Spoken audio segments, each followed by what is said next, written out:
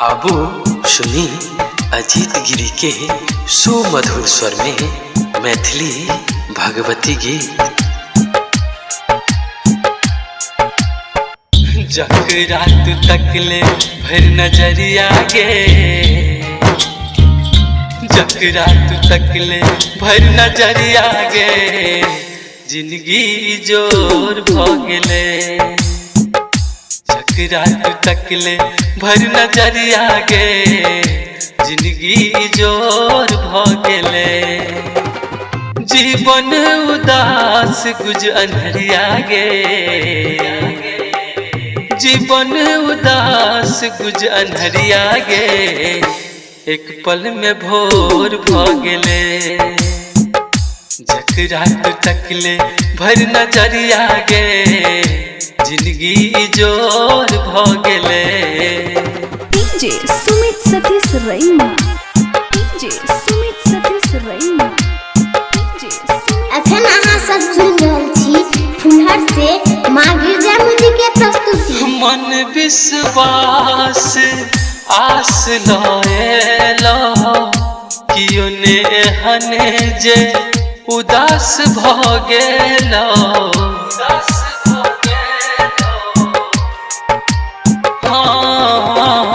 मन विश्वास आस लएलो, कियो ने हन जे उदास भ गेलो।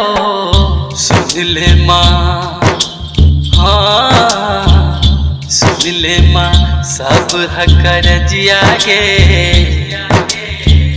सुन ले माँ सब हकर जिया गे, जिंदगी जोर भ गेले।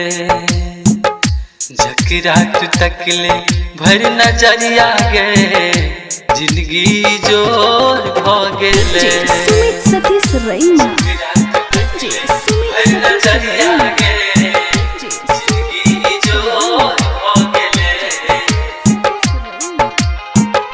लाख कुपूत शरण जे आयल, ममता सागर पाप धोआयल। हाँ लाख कुपूत शरण जे आयल, ममता सागर पाप धोआयल। दुनिया करे छौ, हाँ दुनिया करे छौ माँ गोहरिया गे,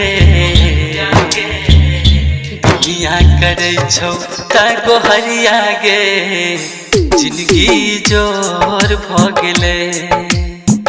जकरा तू तकले भर नजरिया गे, जिंदगी जोर भ गेले। सुमित सतीश रैना, डीजे सुमित सतीश रैना, जिंदगी जोर भ गेले। गिरजा भवानी माँ कल्याणी, करियो कतेक माँ तोहर बखानी। जय माँ गिरजा भवानी माँ कल्याणी, करियो कतेक माँ तोहर बखानी। अजित के माँ, हाँ अजित के माँ रखी है चरनिया गे, अजित के तू रखी है माँ चरनिया गे, जिंदगी जोर भ गेले। जकरा तू तकले भर नजरिया गे, जिंदगी जोर भ गेले।